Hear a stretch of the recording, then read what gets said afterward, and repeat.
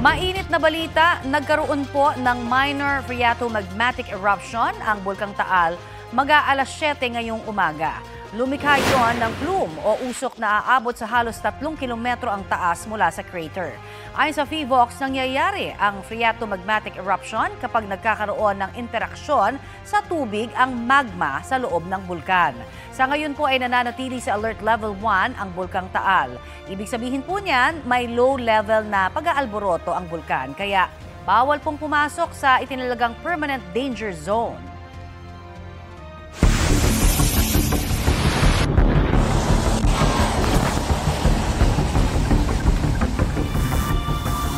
Isa pang mainit na balita, 27 na po ang naiulat na nasawi dahil sa hagupit ng nagdaang bagyong Uwan. Sa pinakahuling datos ng Office of Civil Defense, pinakamaraming namatay sa Cordillera Administrative Region.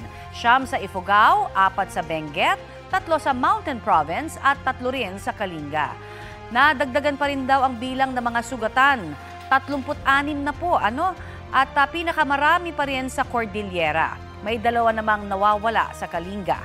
Sa datos naman ng National Disaster Risk Reduction and Management Council, umabot na sa halos 3 milyon at 600,000 kababayan natin ang naapektuhan ng bagyo. Mahigit 600 infrastruktura ang nasira na may halagang mahigit 120 milyong piso. Umabot naman sa mahigit 41,000 bahay ang nasira. Iniutos na po ni Pangulong Bongbong Marcos ang 24/7 na clearing operation sa mga tulay at kalsadang naapektuhan ng magkasunod na bagyong Tino at Uwan. Balitang hatid ni Bam Alegre. Dito kasi sa amin, hindi namin nakalain na ganito kalakas yung magiging hagupit ng bagyong Uwan. Ito na yung pinakamalakas na bagyo na naranasan namin dito. Ganito ang makikita sa bayan ng Tuaw sa Cagayan matapos ang matinding pagbaha dahil sa bagyong Uwan na nagpaapaw sa Chico River dulot ng dala nitong ulan. Nang humupa ang tubig, nagkalat ang mga putik sa kalsada, pati ang mga tinangay na troso.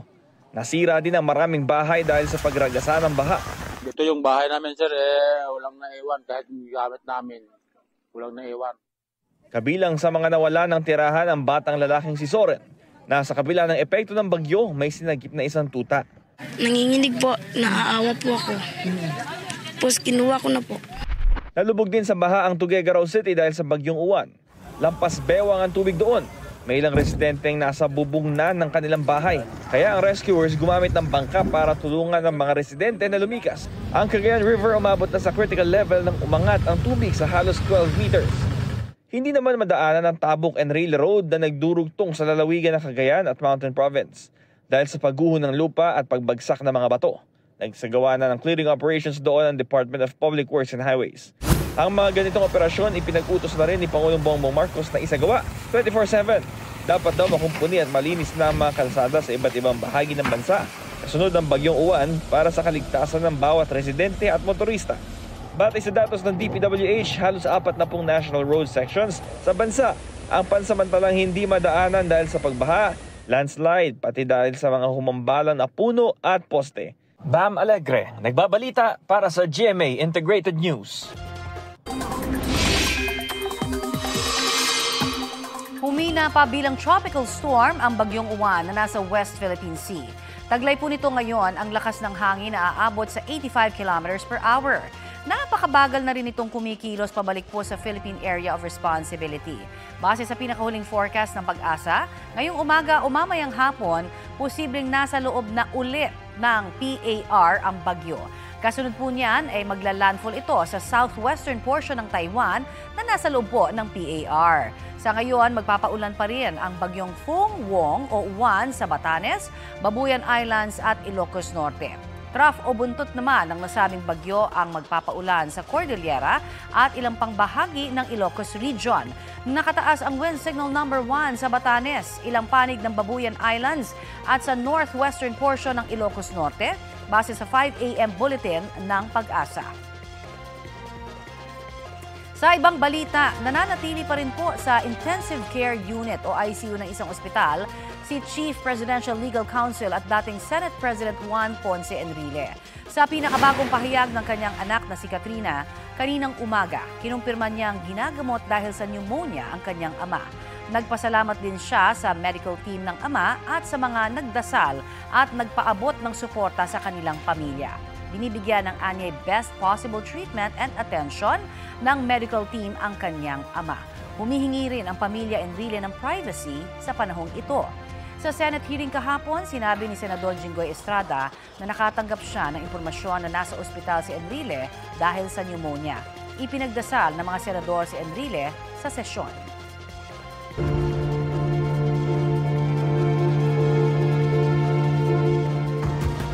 Kinumpirma ng Bureau of Immigration na lumabas na nga po ng bansa si dating Department of Public Works and Highways Secretary Manuel Bonoan.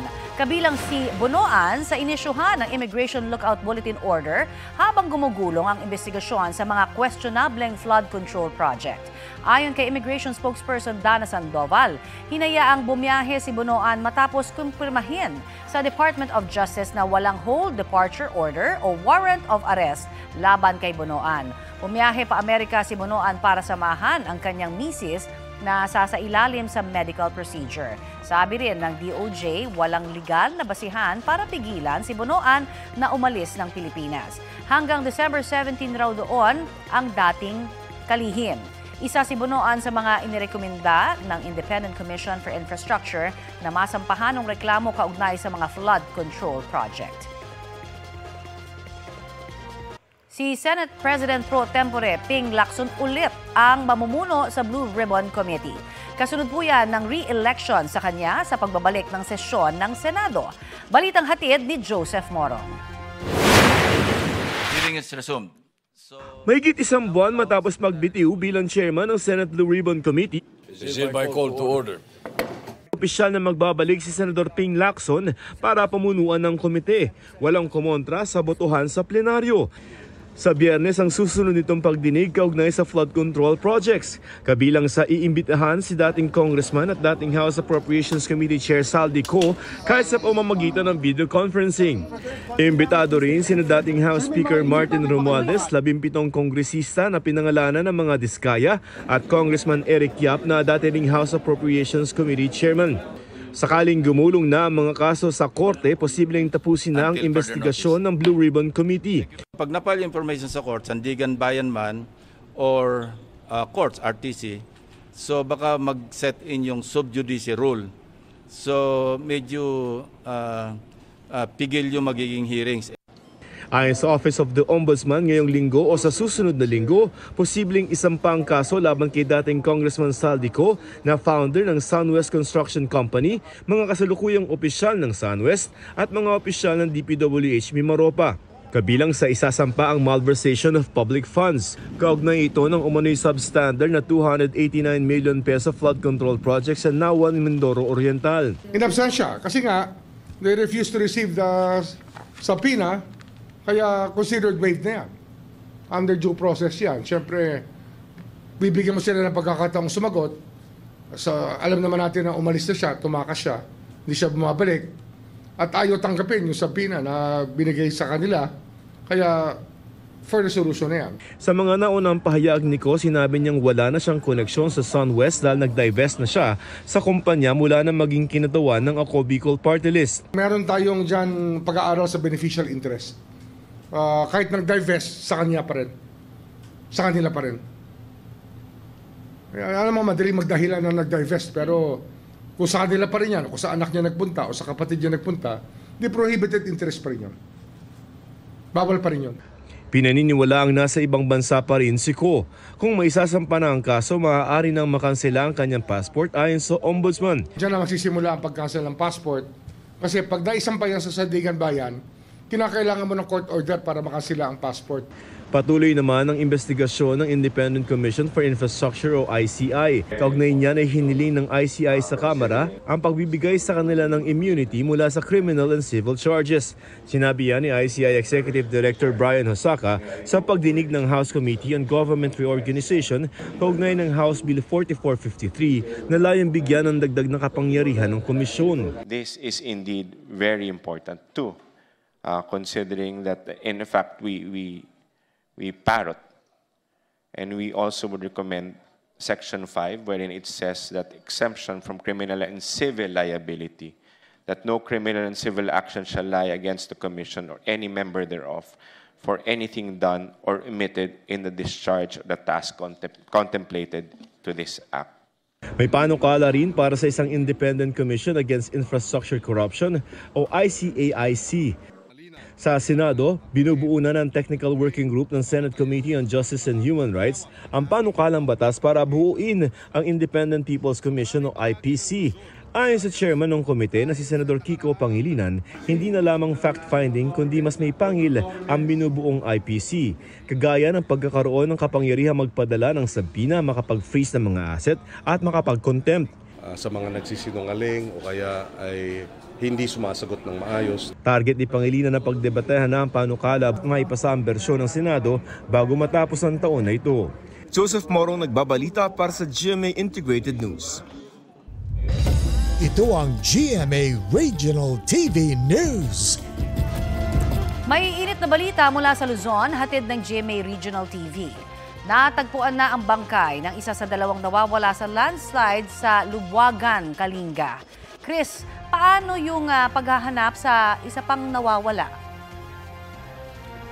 Connie, ngayong araw ipagpapatuloy ang paghahanap sa isa pang natabunan ng lupa sa barangay Western Uma. Nauna nang natagpuan sa guho ang bangkay ng dalawang biktima. Ayon sa lokal na pamahalaan, naibigay na sa mga kaanak ang mga labi ng 3 biktima. Base naman sa investigasyon, 10 tao ang nasa loob ng bahay nang magka-landslide. Nakatakas daw ang 6 at naiwan sa loob ang 4. Lubog pa rin sa baha ang ilang lugar sa Ilagan, Isabela dahil sa nagdaang bagyong Uwan. Nasa 400 pamilya ang isolated sa isang subdivision dahil sa lampas taong tubig. Ang ilan sa mga residente roon sa mga bubong namamalagi. Ang problema, tumaas pa raw ang baha roon kahapon dahil sa pagpapakawala ng tubig ng Magat Dam. Sa bubong na rin nananatili ang ilang residente sa barangay Bagong Bayan. Nasa 40 bahay roon ang lubog pa rin sa baha. Sa kabuuan, mahigit sa 30,000 residente sa Ilagan City ang nasa evacuation centers pa rin. Sa Kalasyaw naman dito sa Pangasinan, may ilang residenteng bumalik na sa kanilang mga lugar mula sa paglikas. Ang nadat na nila, nagkasira-sirang mga bahay. Tinangay ng malakas na hangin ang mga pader at bubong. Sa tala ng Kalasyaw MDRRMO, 14 na bahay sa bayan ang tuluyang nawasak at mahigit 100 ang partially damaged. Tiniyak naman ng Pangasinan Provincial Government na bibigyan ng tulong ang mga apektadong residente. Hulikam sa Santa Maria, Bulacan. Madaling araw at sarado pa ang fast food chain na yan nang pumasok ang isang lalaking magnanakaw pala. Mula po sa isang silid, hinilan niya palabas ng restaurant ang isang vault na may lamang 300,000 pesos na cash. Tinulungan siya ng 3 kasamang naghihintay na nakatakip din ang mga mukha. Isinakay nila ang vault sa sasakyan at tumakas. Natunto ng pulisya ang getaway vehicle at ang hideout ng grupo sa Caloocan. Doon naaresto ang 2 sa mga suspect. Natagpuan naman sa NLEX ang ninakaw na vault na itinapon matapos limasin. Aminado ang mga nahuling suspect na sa kanilang nagawang krimen dahil sa pangangailangan. Tinutugis pa ang 2 nilang kasamahan. Matapos naman magtago ng 2 taon, naaresto po ang isang lalaking nanghablot ng cellphone sa Marikina noong 2023. Ang akusado aminado sa nagawa para may pang-birthday raw sa anak niya. Balitang hatid ni EJ Gomez. Ito ay aming inaaresto sa bisa ng warrant of arrest sa kasong robbery with violence or intimidation of person. Pinosasan at inaresto ng mga operatiba sa bakanting lote sa Barangay San Isidro Rodriguez Rizal ang lalaking yan na akusado sa insidente ng pagnanakaw sa Marikina City. Ayon sa pulisya, October 2023 nangyari ang krimen. Ang 30 anyos na akusado nang hablot daw ng cellphone ng 33 anyos na biktimang nakasakay sa jeep sa Barangay Concepcion 1, Marikina City. Habang lulan po siya ng pampasaherong jeep, ay mayroon pong isang lalaki rin po na nagpanggap na pasahero. At doon nga po ay bigla niya pong hinablot yung cellphone po nitong babae na biktima. Trinet niya rin po yung babae. Nakapagsumbong daw agad ang biktima sa mga nagpapatrolyang pulis sa lugar. Nahuli ang suspect at na-recover ang ninakaw na cellphone na nagkakahalaga ng halos 8,000 piso. Naaresto po siya but he posted bail po. So nakalabas din po siya. Kaya lang po hindi na po siya nag-attend ng mga hearing niya kung kaya't nag-issue po yung ating korte ng warrant of arrest. 2 taon daw nagtago ang akusado sa Marikina at Rodriguez Rizal. Aminado si alias Joey sa pagnanakaw na unang beses daw niyang ginawa.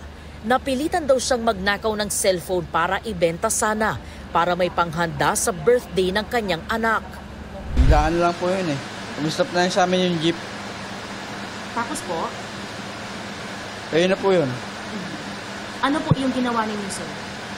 Nablot po yung cellphone. Tapos? Anak mo na po. Pero na akong 2 anak.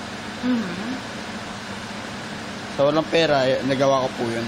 Nagsisisiyan ko na ngayon, sana mapatawad niya po niya ako. Sa custodial facility ng Marikina Police nakadetain ng akusado. EJ Gomez, nagbabalita para sa GMA Integrated News. Ito ang GMA Regional TV News. Imbes sa mga bakasyonista, basura at debris ng pinsala ng Bagyong Uwan ang pumuno sa isang beach dito sa Dagupan, Pangasinan. May ulat on the spot si Sandy Salvacio ng GMA Regional TV. Sandy? Chris, sa ating paglilibot dito sa Barangay Bonoan, Gasset dito sa Dagupan City ay napansin natin na marami pa ring mga lugar na lubog sa baha, bunsod nitong tumamang storm surge noong manalasa yung Bagyong Uwan. 3 araw matapos ang pananalasa ng Bagyong Uwan, ito pa rin ang kasalukuyang lagay ng mga cottage sa Tondaligan Beach. Sira-sira ang mga cottage. Nagkalat ang mga basura sa dalampasigan, maging ang mga sanga ng mga puno. Bago pa man tumama ang bagyo, itinali raw ng mga cottage owner ang kanilang mga kubo sa puno. Ito ay para hindi raw liparin ng malakas na hangin ang kanilang kubo at hindi rin basta-bastang matangay ng daluyong. Nakatulong man ito noong tumama ang bagyo pero napinsala pa rin ang mga cottage na kabuhayan ng mga residente rito dahil sa malakas na hangin at ulang dala ng nagdaang Bagyong Uwan.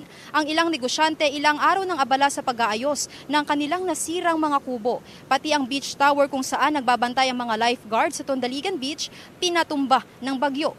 Hindi pa rin humuhupa ang baha sa ilang bahagi ng Tondaligan Beach Park. Chris, kung inyong makikita sa aking likuran ay malalakas at matataas pa rin ang hampas ng alon dito sa Tondaligan Beach. Kaya naman ipinagbabawal pa rin ang pamamasyal dito ng mga turista at ng mga residente dito sa Dalampasigan. At kahapon nga, formal nang idineklara ang state of calamity sa buong lalawigan ng Pangasinan dahil sa matinding epekto ng Bagyong Uwan. Ngayon, tinitiyak ng lokal na pamahalaan ang agarang pamamahagi ng relief goods sa mga residenteng naapektuhan nitong Bagyong Uwan. Yan muna ang mga latest na balita mula rito sa Dagupan City, Pangasinan. Ako po si Sandy Salvacio ng GMA Regional TV, nagbabalita para sa GMA Integrated News.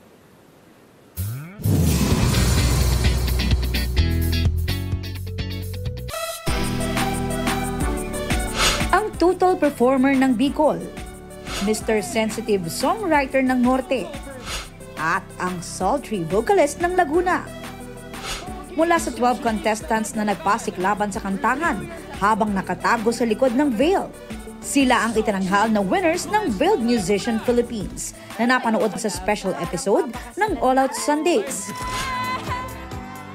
Nang i-unveil, yan sina Thea Astley, Garrett Bolden, at Arabel de la Cruz.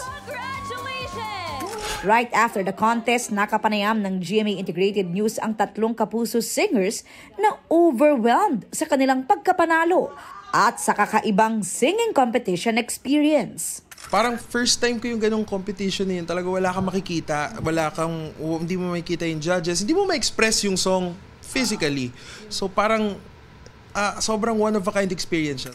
Nagsilbing judges sina Julian San Jose, Mark Bautista at Rita Daniela. At guest judge si Tiffany Young na mula sa K-pop group na Girls' Generation. Sina Thea, Garrett at Arabel ang kakatawan sa Pilipinas sa World Cup Final sa South Korea at ipalalabas sa SBS. Doon makakalaban nila ang representatives mula sa iba't ibang bansa sa Asia. Partner din ng GMA Network sa Veiled Musician Philippines, ang Korean entertainment company na Canverse. Ilan sa prizes ng mananalo sa finals, ang pagkakataong makapag-record ng K-drama original soundtrack at mag-appear sa South Korean music program na Inkigayo. Silang tatlo mga produkto rin ng Kapuso Original Reality Singing Competition na The Clash. Sobrang fresh lang nung grand finals na nangyari sa amin sa The Clash. So sabi ko, iba talaga si Lord. Grabe siya mag-surprise. Ang daming opportunity na mangyayari. And syempre, hindi namin sasayangin to. Kasi Pilipinas na yung re-represent namin. Lahat kami nag-ensayo ng mabuti. At syempre ngayon na madadala na namin yung mga boses namin on an even bigger stage, on the global stage, mas lalong paghuhusayan pa namin yung pagpe-prepare. To be worthy of the opportunity that has been given to us. Aubrey Carampel, nagbabalita para sa GMA Integrated News.